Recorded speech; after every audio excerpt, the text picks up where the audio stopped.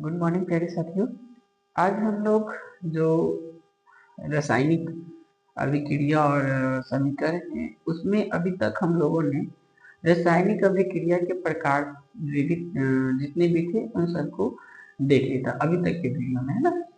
आज हम लोग उसी में आगे की ओर बढ़ेंगे, जिसमें कि आज हम लोग को पढ़ना है कि ऑक्सीकारक एवं अवकारक के बारे में, है ना, कि ऑक्सीकारक क्या है, अवकारक क्या है। हालांकि मैंने आपको पिछले वाला जो वीडियो है उसमें ऑक्सीकरण अभिक्रिया और अवकरण अभिक्रिया दोनों बता दिया था।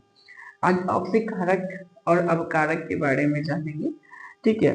तो देखिए, तो आज का टॉपिक क्या है? आज का टॉपिक है ऑक्सीकारक एवं अवकारक। ऑक्सीकारक एवं अवकारक, ये आज की टॉपिक है। देखिए, कहा जाता है कि जब कोई पदार्थ ऑक्सीजन ग्रहण करता है यानी ऑक्सीजन से अभिक्रिया करता है तो वो पदार्थ जो होता है ऑक्सीकृत हो जाता है। क्या होता है? ऑक्सीकृत, यानी ऑक्सीजन से अभिक्रिया करके वो ऑक्सीजन से युक्त यौगिक का निर्माण करता है। जस्ट इसका विपरीत विपरीत ये होता है कि जब कोई पदार्थ ऑक्सीजन को निष्कासित करता है, यानी कि ऑक्सीजन उसके अंदर से निकल जाता है, तो उसे हम लोग कहते हैं कि ये अनॉक्सकृत हो गया, यानी कि अवकरण हुआ है, अवकृत हुआ है। क्या हुआ है? अवकृत हुआ है। अब कई सारे इसके उदाहरण हैं जिसमें कि हम लोग ऑक्सीकरण और अवकरण के बारे में जानेंगे। अवकरण जो है जिसमें कि ये भी होता है कि ऑक्सीजन का वियोग होता है और हाइड्रोजन का संयोग होता है, उसे अवकरण भी कहते हैं या अवकारक भी कहते हैं, ठीक है। तो हम लोग समझ लेते हैं, जैसे कि यहाँ पे ये तीन आपके उदाहरण मैंने दिया है, जैसे कि ZnO प्लस C, ठीक है। अब यहाँ पे Zn से O जो है ना, ऑक्सीजन जो है वह वियोजित हो रहा है और कार्बन के साथ जुट रहा है। तो यहाँ पे ये दोनों देखिए, ऑक्सीकरण अवकरण को इंग्लिश में हम लोग बोलते हैं रेडॉक्स अभिक्रिया, ठीक है। क्या होता है? रेडॉक्स। तो यहाँ पे आप देखेंगे कि रेडॉक्स अभिक्रिया हो रहा है। यहाँ भी देखिए कि यहाँ पे Mg के साथ ऑक्सीजन जुड़ रहा है जाकर के, तो यहाँ पे केवल ऑक्सीकरण हुआ है। यहाँ पे भी वही हुआ है कि ये जो है आपका PbO साथ में C जो है, इसके साथ क्या हुआ कि Pb अलग हुआ, O जाके C के साथ जुड़ा, तो यहाँ पे C के साथ ऑक्सीजन का संयोग हुआ है, Pb से ऑक्सीजन का वियोजन हुआ है। तो इसे हम लोग रेडॉक्स अभिक्रिया के नाम से भी जानते हैं। तो ये रेडॉक्स अभिक्रिया के कुछ उदाहरण हैं। अब ये जो आपके दैनिक जीवन में भी ऑक्सीकरण का और अवकरण का जो प्रभाव है वो देखने को मिलता है। तो नेक्स्ट जो टॉपिक है वो यही है।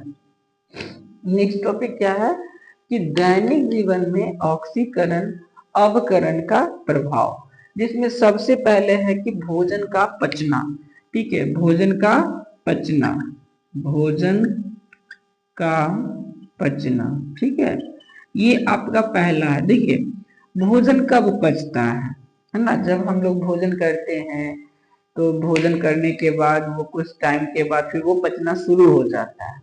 तो कैसे पचता है? हम लोग को लगता है भोजन पेट के अंदर गया, वहां पे जो पेट के भोजन पचाने वाला जो भी सिस्टम है, जो डाइजेस्टिव सिस्टम है, वो वर्क करेगा और वो पच जाएगा। बट ऐसा नहीं है। जब हम लोग भोजन करते हैं तो उसके साथ साथ पोषण के साथ साथ श्वसन भी करते हैं, और श्वसन क्रिया में क्या जाता है? ऑक्सीजन जाता है। तो होता क्या है कि भोजन और ऑक्सीजन आपस, भोजन के जो कण हैं, भोजन में जो भी पदार्थ इस्तेमाल हुए हैं, है ना, उनके जो एलिमेंट्स होंगे, उनमें जो कण होंगे, जो परमाणु होंगे, वो ऑक्सीजन के साथ क्या करेंगे? अभिक्रिया करेंगे, ठीक है ना। और भोजन के कणों के साथ अभिक्रिया करके भोजन को ऑक्सीकृत करते हैं, यानी कि पचाने का काम, जलाने का काम करते हैं, जिससे कि अंदर में, शरीर के अंदर में ऊष्मा निकलती है, जो कि हमारे बॉडी टेम्परेचर को भी मेंटेन रखने का काम करती है। तो इस प्रकार से हमारे जो भोजन होते हैं वो ऑक्सीकृत होकर के शरीर के अंदर जो है वो ऑक्सीकृत हो करके भोजन पचता है ना। कैसे पचता है? तो ऑक्सीकृत होकर के भोजन पचता है। अगर ऑक्सीकृत नहीं होगा तो भोजन नहीं पचेगा। ठीक है, तो पहला नंबर यही था। दूसरा नंबर है भोजन का दुर्गंधित होना। ठीक है, अब इसमें क्या होता है, आप देखे होंगे खास तौर से गर्मियों के मौसम में, अगर ठंडी के मौसम में कम होता है, गर्मियों के मौसम में ज्यादा आपने देखा होगा, क्योंकि उस समय ज्यादा तापमान बढ़ जाता है, जिस कारण से ऐसा होता है। तो होता क्या है कि भोजन में कई प्रकार के मसाले वसा इस्तेमाल किए जाते हैं ना, तेल भी इस्तेमाल किया जाता है, फैट इस्तेमाल किया जाता है, और कई प्रकार के मसाले जो हैं वो इस्तेमाल किए जाते हैं। अब इसमें क्या होता है कि इन सभी में वसा है, विटामिन है, प्रोटीन है, वो सब कुछ होते हैं। तो वो बाहरी वातावरण से ना, बाहरी वातावरण में जो ऑक्सीजन होता है वो ऑक्सीजन से अभिक्रिया करते हैं, और ऑक्सीजन से अभिक्रिया करके जो भोजन होता है, जो भोज्य पदार्थ होता है, वो ऑक्सीकृत हो जाते हैं। ऑक्सीकृत जब होते हैं तो उनके अंदर से गंध आने लगती है, दुर्गंध आने लगती है, जिनका जो स्वाद होता है वो भी अप्रिय हो जाता है, और साथ ही साथ उनका गंध भी जो होता है वो अप्रिय होता है, जिसकी वजह से वो भोजन फिर खाने लायक नहीं रहता है ना।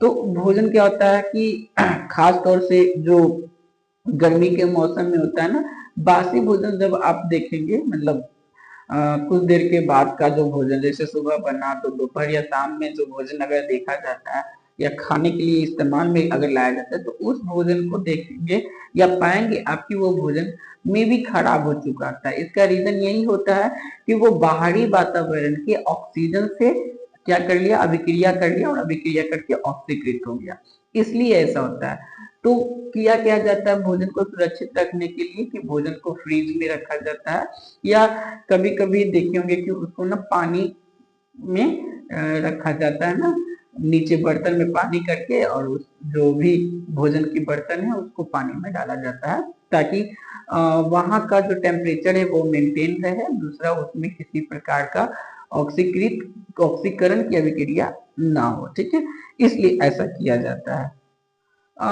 इसको जो होता है, जो भोजन है आपका, भोजन को खराब होने से बचाने के लिए भी कुछ उपाय किए जाते हैं, जिसमें क्या है कि सबसे पहला जो है आपको, जो वसा युक्त भोजन होता है, यानी कि जिसमें कि तेल ज्यादा होता है ना, वसा युक्त भोजन को खराब होने से बचाने के लिए कुछ ऐसे पदार्थ, जो विशेष प्रकार के पदार्थ होता है, जिसे कि एंटीऑक्सीडेंट कहते हैं, तो एंटीऑक्सीडेंट को मिश्रित किया जाता है, ताकि आपका जो भोजन है वो खराब ना हो सके। पहला टॉपिक।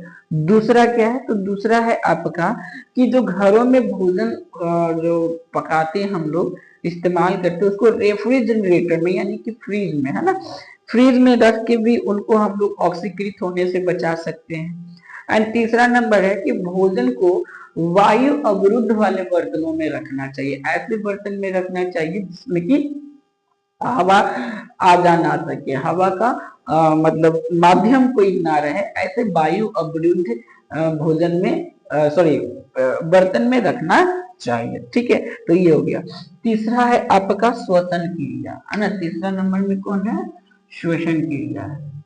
अभी मैंने आपको बताया ना कि भोजन जो होता है यूं ही नहीं पच जाता, तो भोजन को पचने के लिए ऑक्सीजन की जरूरत होती है ना। वो ऑक्सीजन कहाँ से जाएगा, तो वो आपको श्वास के माध्यम से जाएगा।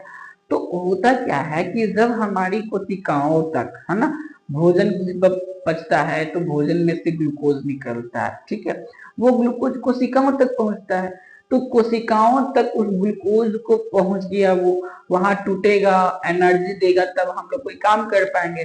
तो वो टूटेगा कब, हमें एनर्जी कब देगा, तो उसके लिए ही मेन ऑक्सीजन इस्तेमाल होता है। जब हम लोग सांस लेते हैं तो ये रक्त के माध्यम से कोशिकाओं तक पहुंचता है ऑक्सीजन, है ना, रक्त के माध्यम से कोशिकाओं तक पहुंचता है, जहां पे पहले से आपका ग्लूकोज मौजूद होता है।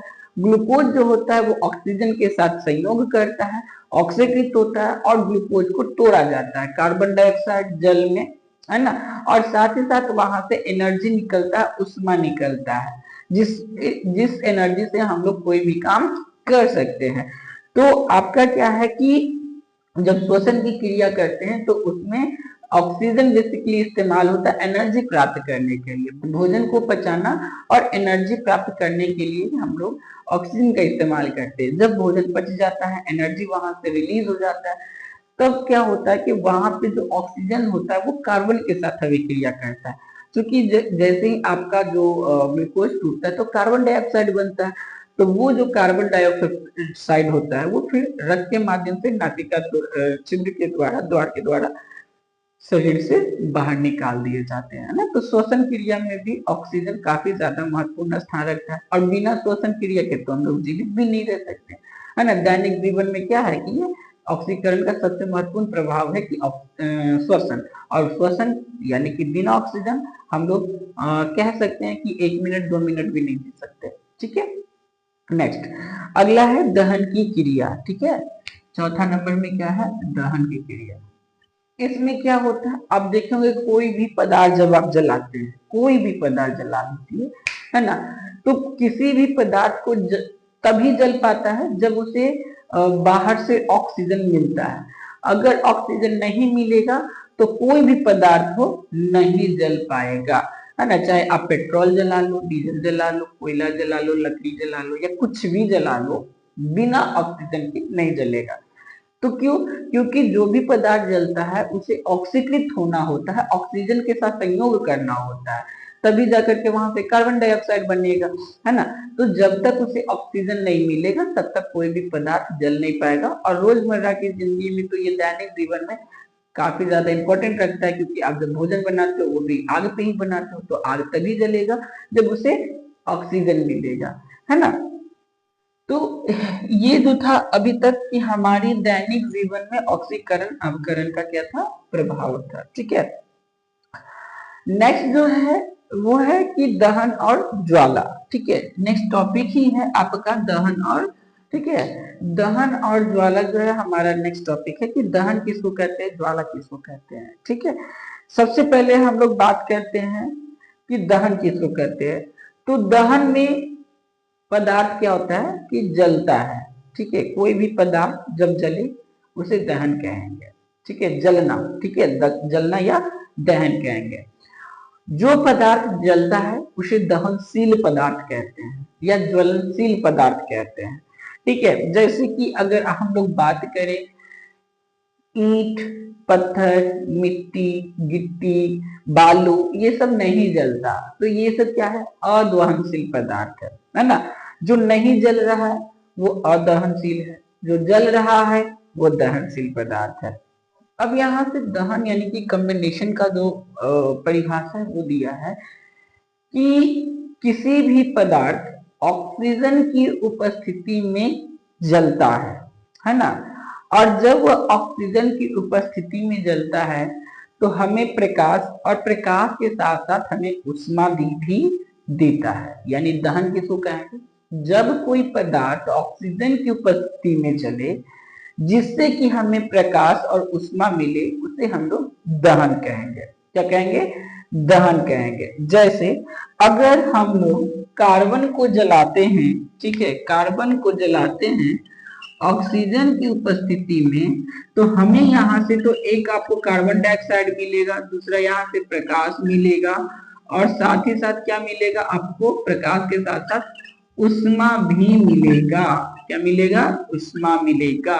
जैसे कोयला, कार्बन बोले तो कोयला, कोयला को जब जलाते हैं तो आसपास में ऑक्सीजन होता है। ठीक है, तो जो ऑक्सीजन के प्रेजेंस में वो जलता है तो वहां से एक तो आपको कार्बन डाइऑक्साइड रिलीज होगा गैस के फॉर्म में, दूसरा जब कोयला जलता है तो प्रकाश भी तो निकलता है और साथ ही साथ हीट भी देता है। क्या देता है, हीट भी देता है। तो इसे हम लोग दहन कहेंगे, और ये दहन का क्या हो गया, उदाहरण हो गया। ठीक, देखिए बेसिकली हम लोग ये जानते हैं कि जो दहन है वो ऑक्सीजन की उपस्थिति में होता है, लेकिन किसी विशेष परिस्थिति में या कोई ऐसे खास जो पदार्थ है वो आपको जो है ना बिना ऑक्सीजन की उपस्थिति के भी जल सकते हैं, यानी कि वो किसी अन्य गैस के द्वारा जल सकते हैं।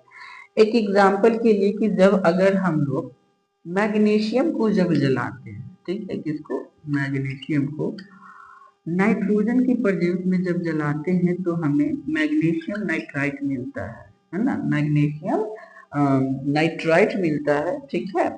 साथ ही साथ यहाँ से हमें प्रकाश भी मिलता है और इसके साथ ऊष्मा भी मिलता है। तो ये खास परिस्थिति हो गया जिसमें कि आपका जो है, जिसमें जो आपका है कि मैग्नीशियम जो है बिना ऑक्सीजन के भी जल रहा है ना, ऑक्सीजन के साथ भी मैग्नीशियम जलता है, मैग्नीशियम एक मेटल होता है, ठीक है। तो ये बिना ऑक्सीजन के साथ भी जलता है और ऑक्सीजन के साथ भी जलता है, दोनों कंडीशन के फॉलो करता है। जब नाइट्रोजन के साथ जलता है तो मैग्नीशियम नाइट्राइट बनाता है, जिससे कि हमें प्रकाश और ऊष्मा दोनों मिलता है।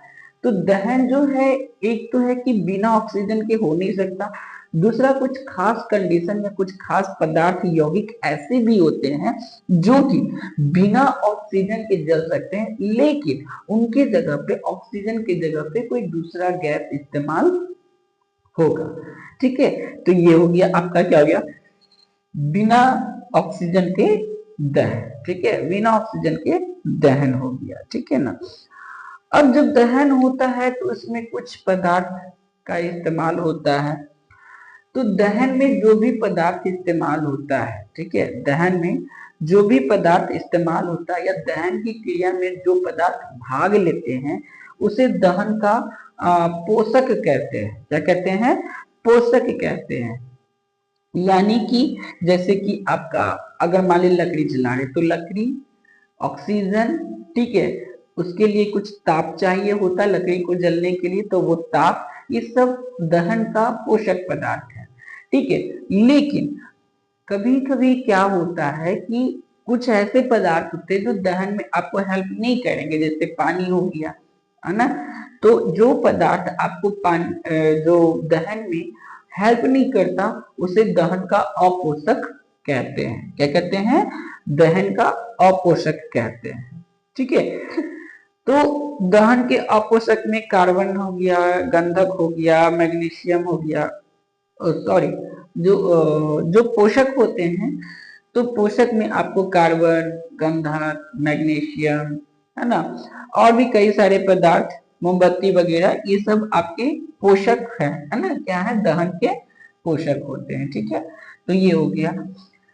जब कोई पदार्थ जलता है तो कुछ शर्त को फॉलो करता है, तो दहन के लिए कुछ शर्तों का फॉलो करना, दहन की क्रिया के लिए कुछ शर्त होते हैं, ठीक है। दहन की क्रिया के क्या होते हैं? कुछ शर्त होते हैं।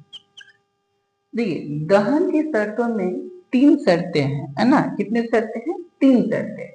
तो इसमें जो आपका सबसे पहला शर्त ये होता है कि जो भी है, जो जला रहे हैं दहन के शर्त में, तो सबसे पहला कि दहनशील पदार्थ की उपस्थिति। क्या है? दहनशील पदार्थ की उपस्थिति होना बहुत ज्यादा जरूरी है, पदार्थ की उपस्थिति होना। अब इसमें क्या है, मान ली कोई चीज जलाना है, जैसे लकड़ी जलाना है, दहनशील पदार्थ, लकड़ी को ही गायब कर दे, लकड़ी ही ना रखे, तो क्या हम दहन की क्रिया कर सकते हैं? तो आंसर होगा नहीं, क्योंकि जो जलने वाला पदार्थ है उसे ही हमने क्या कर दिया? गायब कर दिया। दूसरा, दहन के लिए जो पोषक पदार्थ है उनकी आवश्यकता, है ना, पोषक पदार्थ की उपस्थिति, यानी कि किस माध्यम में जरा, जैसे ऑक्सीजन के माध्यम में जल रहा है तो उसे ऑक्सीजन मिलना चाहिए, है ना। नाइट्रोजन के माध्यम में जल रहा है तो नाइट्रोजन मिलना चाहिए। यानी कि जो भी उसके पोषक पदार्थ है, जो भी जलने वाले पदार्थ है, जो पोषक पदार्थ है, अगर वो ही नहीं मिलेगा तो क्या वो पदार्थ, जैसे लकड़ी को जला रहे तो क्या लकड़ी जल पाएगी? तो आंसर होगा नहीं। तो दूसरा शर्त क्या है? पोषक पदार्थ की उपस्थिति। तीसरा है आपका ज्वलन ताप, है ना। कौन सा ताप? ज्वलन ताप की प्राप्ति। तीसरा नंबर में है ज्वलन ताप की प्राप्ति। देखिए, कोई भी चीज, है ना, जब जलता है तो उसका एक ज्वलन ताप होता है, जिस ताप पे वो इग्नाइट होता है, जलना शुरू होता है, ठीक है ना। जब जिस पदार्थ पे कोई पदार्थ जलना शुरू होता है उसे कहते हैं ज्वलन ताप। तो सभी पदार्थों का ज्वलन ताप अलग अलग होता है। जैसे एक माचिस की तिल्ली थोड़ा सा ऐसे रगड़ते हैं तो वो जल जाती है, माचिस की तिल्ली जल जाती है, क्योंकि माचिस की तिल्ली को उतना ही ज्वलन ताप चाहिए। अगर पेट्रोल और डीजल की बात करें, खासतौर से पेट्रोल की, तो वो एक चिंगारी देख के भी जल जाती है, क्योंकि उसकी ज्वलन ताप उतना ही थी। ठीक है, अगर एक लकड़ी जलाना हो तो क्या एक माचिस की तीली से लकड़ी जला सकते हैं? तो आंसर होगा नहीं। क्यों? क्योंकि माचिस की सॉरी जो आपका लकड़ी होता है वो मोटा होता है, उसको उस प्रकार का ज्वलन ताप जितना चाहिए होता है उतना नहीं मिल पाया, इसलिए वो नहीं जल सकता।